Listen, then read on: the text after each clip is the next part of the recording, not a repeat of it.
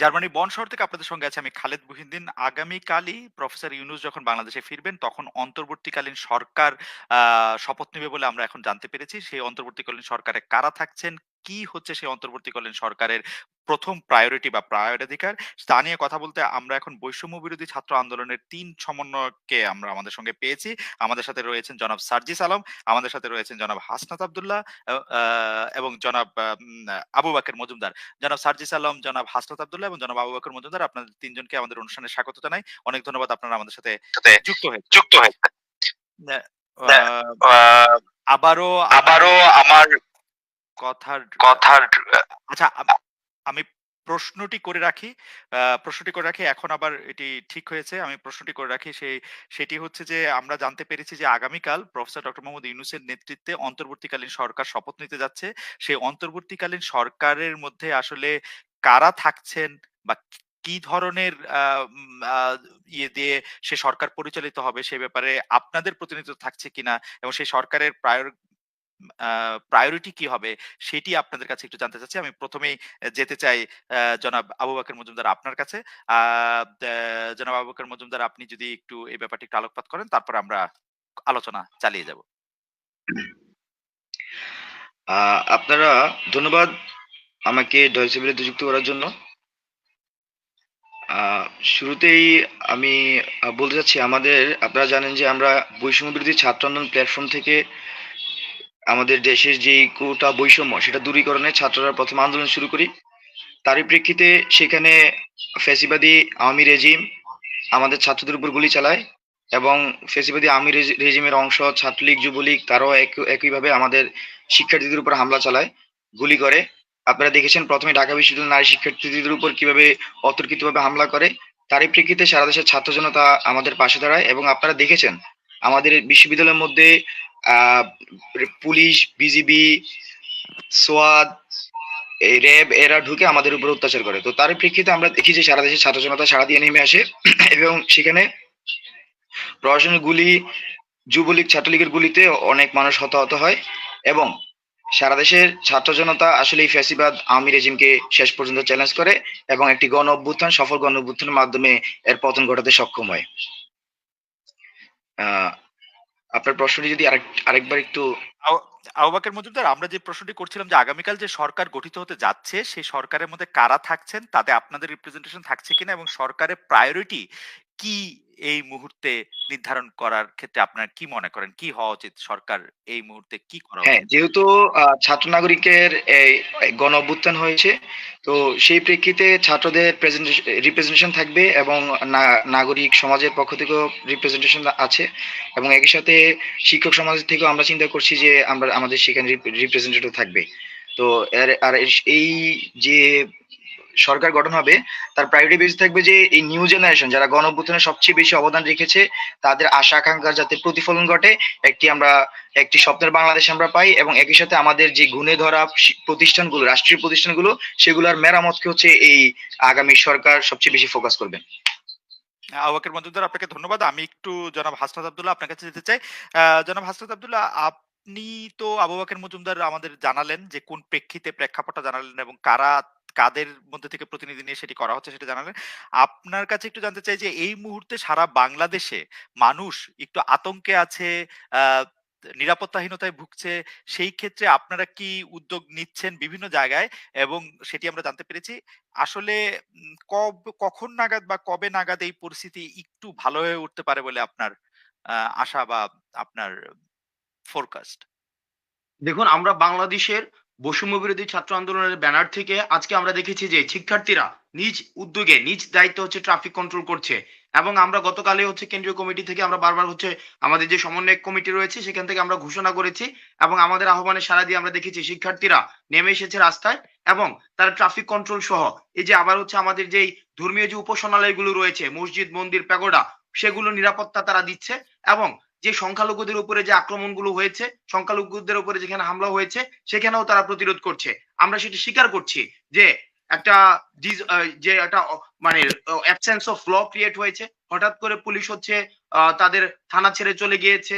হঠাৎ করে হচ্ছে যেসব কেপিআই ভবন রয়েছে সেগুলো থেকে হচ্ছে আইন শৃঙ্খলা রক্ষাকারী বাহিনী চলে গিয়েছে, সেই জায়গাতে আমরা স্বীকার করছি সেখানে রাষ্ট্রীয় স্থাপনা অনেক হচ্ছে এখানে বিনষ্ট হয়েছে, কিন্তু আমাদের ছাত্র জনতা সেখানে নিজেদের দায়িত্বে নিজ দায়িত্বে আমাদের আহ্বানে সাড়া দিয়ে তারা যখন বুঝতে পেরেছে যে রাষ্ট্রীয় সম্পদের ক্ষতি করলে বা বিনষ্ট করলে সেটির দায়ভার আমাদের উপরেই পড়বে এবং সেটিকে আবার পুনঃসংস্কারের জন্য সেটিকে আবার আমাদের জন্যই হচ্ছে অর্থ খরচ করতে হবে, তখন কিন্তু আমরা দেখেছি বাংলাদেশের বিভিন্ন প্রান্তে সামাজিক নিরাপত্তা বেষ্টনী তৈরি করে কমিটি গঠন করে দিয়ে তারা হচ্ছে পারস্পরিক নিরাপত্তাটি নিশ্চিত করছে। এবার যে প্রশ্নের দ্বিতীয় যে ধাপটি সেটি হচ্ছে আমরা খুব দ্রুততম সময়ের মধ্যে, যতটা দ্রুত, আপনারা ইতিমধ্যেই জেনেছেন যে ডক্টর মোহাম্মদ ইউনূস আগামীকাল দেশে আসছেন, আমরা খুব দ্রুততম সময়ের মধ্যে হচ্ছে পূর্ণাঙ্গ যে সরকার, যে অন্তর্বর্তীকালীন সরকার, সেটি হচ্ছে জনগণের সামনে হচ্ছে পাবলিশ করব, যাতে করে আইন শৃঙ্খলা রক্ষাকারী বাহিনী, আইন শৃঙ্খলা যে পরিস্থিতিটি রয়েছে সেই পরিস্থিতিটি স্বাভাবিক হয়ে যায়। আমাদের প্রথম দিন যে ধরনের আইন শৃঙ্খলা যেভাবে বিনষ্ট হয়েছে, আজকে সেটি একটু স্বাভাবিক হয়েছে। আমরা আশা করি আগামীকালের মধ্যে বা তার পরের দিনের মধ্যে সেটি স্বাভাবিক বা জনজীবনের যে স্বাভাবিক যে একটি ব্যাপার রয়েছে সেটি চলে আসবে। আপনাকে অনেক ধন্যবাদ। আমি একটু এবার সার্জিস আলম, জনাব সার্জিস সার্জিস আলম আপনার কাছে, জনাব সার্জিস আলম আপনার কাছে আমার কথার ইকো হচ্ছে। প্রশ্নটি করে ফেলি যে এই অন্তর্বর্তীকালীন সরকারের মেয়াদ কতদিনের হওয়া উচিত বলে আপনি মনে করেন? জি, আমাকে কি শোনা যাচ্ছে ঠিক মতো? আপনাকে শোনা যাচ্ছে। জি, আপনাকে ধন্যবাদ এবং আপনার মাধ্যমে ডয়চে ভেলে এবং যারা শুনছেন সকলকে ধন্যবাদ। আসলে আমি হাসনাত আব্দুল্লাহকে আপনি যে কোয়েশ্চেনটা করেছিলেন ওইখানে অল্প কিছু অংশ আসলে অ্যাড করতে চাই। প্রথম কথাটি হচ্ছে আজকে আমরা যদি পুরো বাংলাদেশের পরিস্থিতি লক্ষ্য করি, এখানে আমরা দুটি জিনিস দেখতে পাচ্ছি। একটি হচ্ছে যে এই যে স্বৈরাচার সরকারের যে ১৬ বছরের যে শাসনামল, যেটাতে মানুষ তিক্ত বিরক্ত হয়ে গিয়েছিল, মানুষের ভিতরে একটি ক্ষোভ সৃষ্টি হয়েছিল এবং মানুষকে যে বিভিন্নভাবে বিভিন্ন রাজনৈতিক মতাদর্শের কারণে বা বিভিন্ন উদ্দেশ্য প্রণোদিত ভাবে তাদেরকে হেনস্থা করা হয়েছে, জেলে নেওয়া হয়েছে, আদালতে নেওয়া হয়েছে, থানায় নেওয়া হয়েছে, এইগুলোর সার্বিক কিংবা কিছু কিছু মানুষ ক্ষমতাসীন দলের দ্বারা যারা বিভিন্ন পোস্টেড ছিল, তারা কিন্তু অন্য রাজনৈতিক মতাদর্শের মানুষগুলোকে নানাভাবে অত্যাচারিত করেছে। সেই জায়গা থেকে মানুষের একটি ক্ষোভ তৈরি হয়েছে। কিন্তু ওই মানুষগুলো যে কাজগুলো করছে, আপনি দেখে থাকবেন, আমরা সোশ্যাল মিডিয়া থেকে শুরু করে সব জায়গায় প্রত্যেক দিন বলছি যে ওই জায়গাগুলোতে মানুষের সাথে এই যে আচরণ, সেটি যদি আবার আপনারা করেন তাহলে তাদের সাথে আপনাদের কিন্তু কোনো পার্থক্য থাকছে না। সেই জায়গা থেকে আমরা এটি বলছি যে বাংলাদেশের অর্থনৈতিক অবস্থা কিন্তু এখন ভালো নয় এবং আমরা যা ক্ষতি করছি এগুলো কিন্তু জনগণের ট্যাক্সের টাকায় তৈরি হয়েছে। তাহলে আলটিমেটলি এই ক্ষতিগুলো কিন্তু আমাদেরই হচ্ছে। তাহলে আলটিমেটলি বাংলাদেশের অলরেডি একটি ইকোনমিক্যালি একটা সাস্টেনেবল অবস্থার মধ্যে দিয়ে যাচ্ছে না, সেই জায়গায় এই ক্ষতিগুলো হলে পুরো রাষ্ট্রের একটি ক্ষতি। আমরা আমাদের জায়গা থেকে সেই জায়গায় মানুষদেরকে আহ্বান জানাচ্ছি যে এই রাজনৈতিক উদ্দেশ্য প্রণোদিত যে হামলাগুলো বা ক্ষোভের কারণে যে হামলাগুলো, এগুলো থেকে আমাদের বের হয়ে আসতে হবে।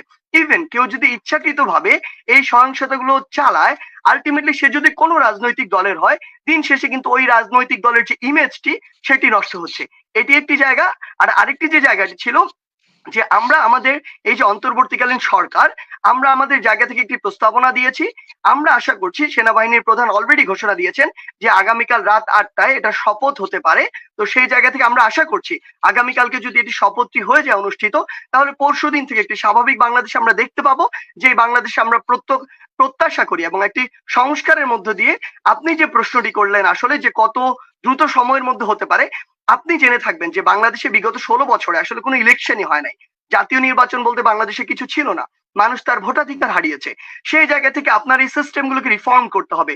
বাংলাদেশের নির্বাচন কমিশনকে আপনার ওই আস্থাটি ফিরিয়ে আনতে হবে, মানুষ যেন ভোট দিতে চায়। ওই জায়গায় যে মানুষগুলো রয়েছে, করাপ্টেড মানুষগুলো, তোষামতকারী মানুষগুলো, তাদেরকে আপনার চেঞ্জ করতে হবে। আপনি যদি বিচার বিভাগের দিকে লক্ষ্য করেন, মানুষের কিন্তু এই আস্থাটি চলে গিয়েছে বিচার বিভাগের উপর থেকে।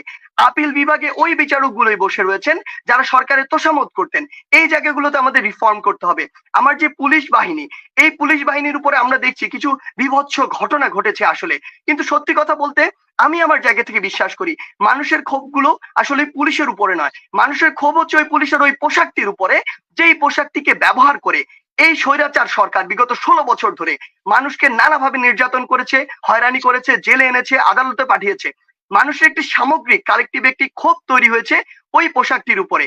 আলটিমেটলি এই স্বৈরাচার সরকার ওই পোশাকটিকে ইউজ করে এই কাজটি করেছে দেখে পুলিশের উপর একটি ক্ষোভ তৈরি হয়েছে। তো সামগ্রিক এই যে সিস্টেম গুলো আমরা আশা করছি দ্রুততম সময়ের মধ্যে হতে পারে, এটি নির্দিষ্ট আমি সময় বলছি না, যত দ্রুততম সময়ের মধ্যে এগুলোর একটি সংস্কার হয়ে এই যে সরকার আমাদের, সেই সরকার যদি মনে করেন না এখন একটি জাতীয় নির্বাচন দেওয়ার উপযুক্ত সময় হয়েছে, আমরা বিশ্বাস করি তখনই অতি দ্রুত সময়ের মধ্যে এই নির্বাচনটি হবে। সার্জিস আপনাকে ধন্যবাদ। আমার আমার কথার ইকো হচ্ছে সেজন্য আমি একটু হ্যাঁ হ্যাঁ আচ্ছা, এটি একটু ঠিক করার জন্য এখন বোধহয় ঠিক হয়েছে আবার। এটি একটু ঠিক করার জন্য আমরা একটু কারিগরি সহায়তা নিচ্ছিলাম। এখন বোধহয় আর ইকো হচ্ছে না। এখন শোনা যাচ্ছে। যাই হোক আমি প্রশ্নে চলে আসি। তো প্রশ্নটি হচ্ছে যে আপনারা বলছেন যে হ্যাঁ, আসলে যে সময়ের মধ্যে দিয়ে গিয়েছে সেখানের মধ্যে এটি অনেকগুলি ঘটনা সেগুলি আসলে ঘটছে। আপনারা চেষ্টা করছেন বৈষম্য বিরোধী ছাত্র আন্দোলন প্ল্যাটফর্ম থেকে যে যাতে এই ঘটনাগুলি পুনরাবৃত্তি না ঘটে এবং অতি দ্রুত এটি শেষ হয়ে যায়। এবং হাসনাত আব্দুল্লাহ, আবু বকর মজুমদার এবং সার্জিস আলম ৩ জনই এটি বলছেন যে তাদের কাছে এটি আসলে কোনোভাবেই এটি কাম্য নয়। এবং অন্তর্বর্তীকালীন সরকার প্রসঙ্গে আসলে সার্জিস আলম একদম স্পষ্টই বললেন, আমাদের আর ২ জন যে সমন্বয়ক আছেন আবু বকর মজুমদার ভাই এবং হাসনাত আব্দুল্লাহ তারাও আসলে স্পষ্ট ভাষায় বলেছেন যে তারা আ এই গত ১৬ বছর যা হয়েছে এর পুনরাবৃত্তি আর তারা চান না। এবং তারা একটি নতুন দিনের সময় বা স্বপ্ন দেখেন। কিন্তু আপনাদের ৩ জনের কাছেই আমাদের প্রশ্ন যে আমরা এটা শুনতে পেরেছিলাম যে আপনাদের মধ্যে থেকে প্রতিনিধি রাষ্ট্র পরিচালনা বা সরকার পরিচালনায় পরিচালনায় থাক এই এই বিষয়টি বিষয়টি এই বিষয় আচ্ছা, এই বিষয়টি যদি আবু বকর থেকেই আমি শুরু যদি হয়। বলতে, জি। হ্যাঁ, আর যেহেতু আপনার ছাত্রদের আন্দোলন থেকেই তরুণ প্রজন্মের যে আশা আকাঙ্ক্ষা, সেই আশা আকাঙ্ক্ষা দেখেছে যে তাদের আশা আকাঙ্ক্ষা পূরণের সবচেয়ে বড় চ্যালেঞ্জ ছিল এই ফ্যাসিবাদ। তো তরুণ প্রজন্মই সর্বপ্রথমে ফ্যাসিবাদকে চ্যালেঞ্জ করেছে। তো তরুণ প্রজন্মের আশা আকাঙ্ক্ষার প্রতিফলন ঘটানোর জন্য বাংলাদেশ রাষ্ট্রের মধ্যে আমরা মনে করেছি তরুণ প্রজন্মের রিপ্রেজেন্টেশন থাকা উচিত এবং নাগরিক সমাজও মনে করেছে আসলে আমাদের রিপ্রেজেন্টেশন থাকা উচিত। তো সেই প্রেক্ষিতে আমরা এই যে সামনে যে অন্তর্বর্তীকালীন সরকার গঠন করব সেখানে আমাদের তরুণ প্রজন্মের রিপ্রেজেন্টেশন থাকবে। তাদের মূল কাজ থাকবে যে আমাদের যে তরুণ প্রজন্ম যারা এই ফ্যাসিবাদ হটানোর জন্য জীবন দিয়েছে, আমাদের এই ফ্যাসিবাদ হটানোর যুদ্ধে তারা ঝাঁপিয়ে পড়েছে সারা দেশে, পাড়া মহল্লায়, গ্রামে গ্রামে, তাদের আশা আকাঙ্ক্ষা পূরণ করাই এই আমাদের রিপ্রেজেন্টেশনের মূল কাজ হবে। এবং একই সাথে সেই আশা আকাঙ্ক্ষা যদি আমি আবার উল্লেখ করতে চাই, আমাদের রাষ্ট্রীয় যে প্রতিষ্ঠানগুলো সেগুলো সংস্কার করা, একটি অবাধ নিরপেক্ষ নির্বাচন কমিশন করা, একটি গণতান্ত্রিক পরিবেশ বাংলাদেশে সৃষ্টি করা যেখানে আর কোনো নতুন ফ্যাসিবাদ কায়েম হবে না, এবং শিক্ষা প্রতিষ্ঠানগুলোতে ছাত্রলীগ বা সরকার দলীয় ছাত্র সংগঠনের পূর্বে আমাদের যেই ইতিহাস সেখানে আমরা দেখতে পাই তারা অরাজকতা চালায়, সাধারণ শিক্ষার্থীদের উপর নির্যাতন করে, সেই ধরনের কাঠামো যাতে একেবারে ভেঙে দেওয়া হয় এবং সেটা যাতে একটা সাস্টেনেবল প্রসেস হয়, সেটা নিয়ে মূলত কাজ থাকবে হচ্ছে যে আমাদের এই যারা তরুণ রিপ্রেজেন্টেশন তাদের, এবং জাতিকে একটি সুন্দর বাংলাদেশ, একটি স্বপ্নের বাংলাদেশ দেওয়ার প্রত্যাশা নিয়ে তারা কাজ করবে জাতি। জি, ধন্যবাদ। জনাব মজুমদার আপনাকে ধন্যবাদ। আমি একটু জনাব হাসনাত আব্দুল্লাহ এবং তারপর জনাব সার্জিস আলমকে একই বিষয়ে একটু আ প্রশ্নটা যদি পুনরাবৃত্তি করতেন কাইন্ডলি। আ আ অনেক জায়গায় আমরা এটি শুনতে পেয়েছিলাম যে আপনাদের প্রতিনিধিত্ব রাষ্ট্র পরিচালনায় বা সরকার পরিচালনায় থাকবে। সেই প্রতিনিধিত্বটার আকার কি হবে? আপনারাই কি আ সেই সরকার পরিচালনায় সরাসরি অংশগ্রহণ করছেন? সেই সরকার পরিচালনায় বা রাষ্ট্র পরিচালনায় এই নির্বাচনটা কিভাবে হবে এবং এটা আপনাদের প্রতিনিধিত্ব সেখানে থাকছে কিনা? মানে আপনাদের প্রতিনিধিত্ব বলতে আপনাদের পছন্দের প্রতিনিধিত্ব না। আপনাদের মধ্যে থেকেই কেউ রাষ্ট্র পরিচালনায় থাকছে কিনা? দেখুন, এই অন্তর্বর্তীকালীন সরকার যেটি হয়েছে, আজকের যে এই পরিস্থিতিটি এসেছে, এই যে গণ অভ্যুত্থানটি হয়েছে, এই গণ অভ্যুত্থানটি কিন্তু ছাত্র জনতার সরাসরি উপস্থিতির মধ্য দিয়েই কিন্তু তৈরি হয়েছে। এবং ছাত্র জনতা কিন্তু এই ফ্যাসিস্ট গভর্নমেন্টকে চ্যালেঞ্জ করেছে। এই যে ফ্যাসিজম এত বছর ধরে ঝেঁকে বসেছিল, এই ফ্যাসিজমকে উৎখাত করার জন্য রাজনৈতিকভাবে বিভিন্ন সময় বিভিন্ন আন্দোলন হয়েছে, বিভিন্ন কর্মসূচি গ্রহণ করা হয়েছে, কিন্তু তারা সফল হতে পারেনি। কিন্তু যখন তরুণ প্রজন্ম জেগে উঠেছে, যখন তরুণ প্রজন্ম জেগে উঠে অন্যায়ের বিরুদ্ধে কথা বলেছে, তখন তরুণ প্রজন্মের সাথে অন্যান্য সমমনা যারা ছিল ফেসিবাদের বিরুদ্ধে, তরুণ প্রজন্মের মধ্য দিয়ে কিন্তু ফেসিবাদকে উৎখাত করেছে। এখন আমরা দেখছি আজকে এই সময়টিতে দাঁড়িয়ে জনগণ বা ছাত্র নাগরিক সবাই চাচ্ছে এই অন্তর্বর্তীকালীন সরকারে হচ্ছে ছাত্র জনতার, ছাত্র নাগরিকের অংশগ্রহণ নিশ্চিত করতে হবে। আমরা সেই জায়গাটিকে গুরুত্ব দিয়ে আমরা নিশ্চিত করব যে যে অন্তর্বর্তীকালীন যে সরকারটি হচ্ছে সেখানে ছাত্রদের, আপনি যে প্রশ্নটি আমাকে করেছেন, ছাত্রদের সরাসরি অংশগ্রহণ থাকবে। এখন সেটি হতে পারে সেখানে কতজন থাকবে সেটা আলোচনার ভিত্তিতে সেটি নির্ধারণ হবে। তবে আমরা নিশ্চিত করতে চাই সেখানে ছাত্রদের সরাসরি উপস্থিতি থাকবে। কারণ আমরা দেখেছি যে বছরের পরে বছর, আজকে স্বাধীনতার এত বছর, প্রথম স্বাধীনতার এত বছর পরে দাঁড়িয়েও আমরা দেখেছি যে রাষ্ট্রের যে প্রতিষ্ঠানগুলো রয়েছে, রাষ্ট্রের যে সাংবিধানিক ইনস্টিটিউশনস গুলো রয়েছে, সেগুলোর প্রতি মানুষের ট্রাস্ট এখন আর নাই। আমাদের যে যতগুলো শিক্ষা ব্যবস্থা, স্বাস্থ্য ব্যবস্থা, সার্জিস যেমনটি বলেছিলেন, বিচার ব্যবস্থা, আইন শৃঙ্খলা রক্ষা ব্যবস্থা, প্রত্যেকটিকে দলীয়করণ করার মধ্য দিয়ে সেই প্রতিষ্ঠানগুলো সার্বজনীন হতে পারেনি। আমরা দেখেছি সেগুলো হচ্ছে এক ধরনের সরকারি প্রেস রিলিজের মতো হয়েছে। অর্থাৎ সরকার বা ক্ষমতায় যারা ছিল তারা যেটি বলতে চায়, তারা তাদের স্পোক্স পার্সন হিসেবে সেই ইনস্টিটিউশনস গুলো তাদের দায়িত্ব পালন করেছে, তারা জনগণের স্পোক্স পার্সন হতে পারেনি। যখনই জনগণ বা ছাত্র নাগরিক দেখেছে ছাত্ররাই শুধু জনগণের স্পোক্স পার্সন বা প্রতিনিধিত্বটা যথাযথভাবে করতে পারছে, কোন ধরনের স্বার্থের ঊর্ধ্বে উঠে, কোন ধরনের আদর্শের ঊর্ধ্বে উঠে, আদর্শটি শুধুমাত্র বাংলাদেশ, এই বাংলাদেশকে ধারণ করে তারা যখন দেখতে পাচ্ছে শুধুমাত্র ছাত্র নাগরিকই, ছাত্ররাই হচ্ছে তাদের প্রধানত স্পোক্স পার্সন হতে পারছে, সুতরাং তাদেরই প্রত্যাশা যে ছাত্রদের অংশগ্রহণ এই অন্তর্বর্তীকালীন সরকারে থাকবে এবং এই অন্তর্বর্তীকালীন সরকারে ছাত্রদের অংশগ্রহণের মধ্য দিয়ে যে ইনস্টিটিউশনস গুলোর মধ্যে মানুষের আস্থাহীনতা তৈরি হয়েছে, সেই আস্থাহীনতাকে আবার রিস্টোর করা হবে এবং সেই রিস্টোর করার ধাপটিতে আমরা বিশ্বাস করি ছাত্ররা যুগান্তকারী ভূমিকা পালন করতে পারে, যেমনটি করে ভূমিকা পালন করেছে এত বছরে ঝেঁকে বসা ফেসিবাদ পতনের মাধ্যমে। আপনাকে ধন্যবাদ আম হাসনাত আব্দুল্লাহ। তো সেই ক্ষেত্রে সেক্ষেত্রে আ আমি শুধু সার্জিস আলমকে এই প্রসঙ্গে আর রিপিট না করে আমরা একটু আ সংক্ষেপে সার্জিস আলমের কাছে জানতে চাচ্ছিলাম যে অনেকেই বলছেন যে ছাত্রদের একটি নতুন রাজনৈতিক দল করা উচিত এবং সেই নতুন রাজনৈতিক দলের মাধ্যমে একটি নতুন রাজনীতি শুরু করা উচিত। এই ব্যাপারে আপনাদের কোনো চিন্তা আছে কিনা? সার্জিস। দেখুন, প্রথমে হচ্ছে আপনি যে পূর্বের প্রশ্নটি করেছিলেন সেখানে আমার আসলে এড করা দুটি পয়েন্ট রয়েছে আসলে। সে দুটি আমি এড করতে চাই যেটি অন্য পয়েন্টগুলো আমাদের আলোচকরা বা সমন্বয়করা যা বলেছেন তার বাইরে গিয়ে। প্রথম কথাটি হচ্ছে আমরা সচরাচর বাংলাদেশের রাজনীতিতে দেখে এসেছি 50 বছর বয়স না হলে নাকি এমপি হওয়া যায় না, 60 না হলে নাকি মন্ত্রী হওয়া যায় না। সেই জায়গা থেকে বাংলাদেশ বর্তমান যে তরুণ প্রজন্ম, এই তরুণ প্রজন্মের সাথে ওই চেয়ারগুলোতে যারা বসে থাকেন তাদের বয়সের একটি বিস্তর পার্থক্য থাকে, তাদের মেন্টালিটির একটি বিস্তর পার্থক্য থাকে, চিন্তা ভাবনার একটি বিস্তর পার্থক্য থাকে। আমরা মনে করি আগামীর বাংলাদেশে এই তরুণ প্রজন্মের সাথে আমাদের যারা অভিজ্ঞতা সম্পন্ন রয়েছেন অগ্রজ, তাদের একটি আমাদের কম্বিনেশন প্রয়োজন, যেই কম্বিনেশনটা দেশ গঠনের জন্য খুব বেশি ইম্পর্টেন্ট। তাই আমরা এই অন্তর্বর্তীকালীন সরকারে অবশ্যই আমাদের প্রতিনিধিত্ব নিশ্চিত করব। এক, দ্বিতীয় যে বিষয়টি, আমরা যখন এই রাজপথে বিগত 2 মাস ধরে রয়েছি, হাজার হাজার লক্ষ লক্ষ মানুষের সাথে আমাদের কথা হয়েছে, তারা তাদের মনোভাবগুলো আমাদের সামনে পোষণ করেছেন কিংবা এখনো প্রতিনিয়ত বিভিন্ন সামাজিক যোগাযোগ মাধ্যমে তারা তাদের মতামতগুলো আমাদের কাছে তুলে ধরছেন। সো সেই জায়গা থেকে আমরা আমাদের কাছে যখন তারা তাদের কথাগুলো পৌঁছে দিয়েছেন, সেই কথাগুলো ওই নীতি নির্ধারকের জায়গাটিতে আমাদের পৌঁছে দেয়া কিংবা ইমপ্লিমেন্ট করা কিংবা বাস্তবায়ন করাটি খুব বেশি প্রয়োজন। সেই জায়গা থেকে আমাদের প্রতিনিধিত্ব ওই জায়গায় খুব বেশি দরকার।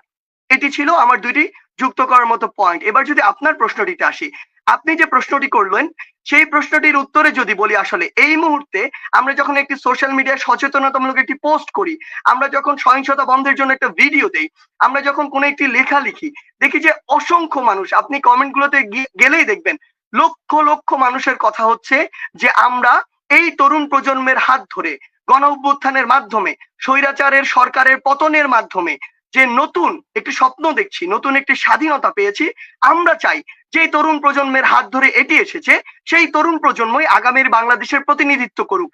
আমরা আমাদের এই আন্দোলনের, কোটা সংস্কার আন্দোলন থেকে স্বৈরাচার পতনের যে আন্দোলনের যে রাস্তা, এই আন্দোলনের প্রত্যেক দিনের কর্মসূচি নির্ধারণ করেছিলাম জনগণের চাওয়ার ভিত্তিতে।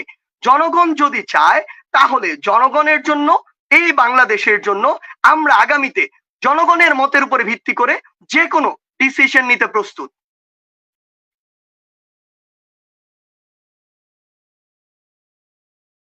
আমরা একদম অনুষ্ঠান শেষ করে দিব।